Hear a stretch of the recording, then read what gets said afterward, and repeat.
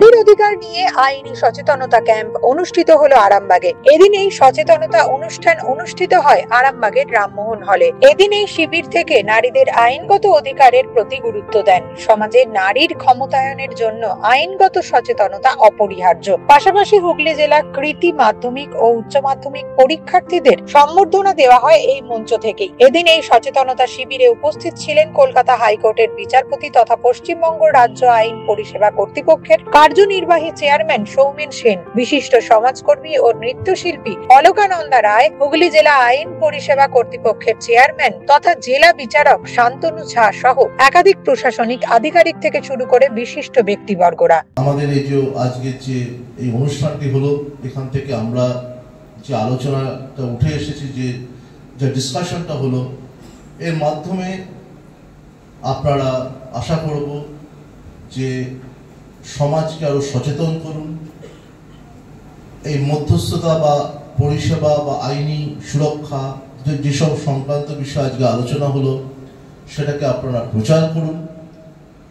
সব থেকে বড় কথা হচ্ছে শান্তি, সহনশীলতা, এটা সব থেকে বড় কর্তব্য।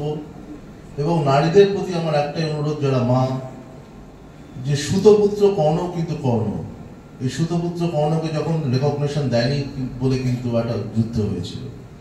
অতএব মাদের, যারা মা রয়েছেন, তাদের প্রত্যেকের দায়িত্ব যে সন্তানকে সমভাবে দেখা, আমাদের একটা সুস্থ পরিবেশের মধ্যে আনা। এবং আজকের যে আলোচনা, এই আজকে যেখানে আমি দাঁড়িয়ে, এর থেকে আর অন্য কোনো জায়গা নেই যেখানে এটা বেশিভাবে আলোচিত হতে পারে।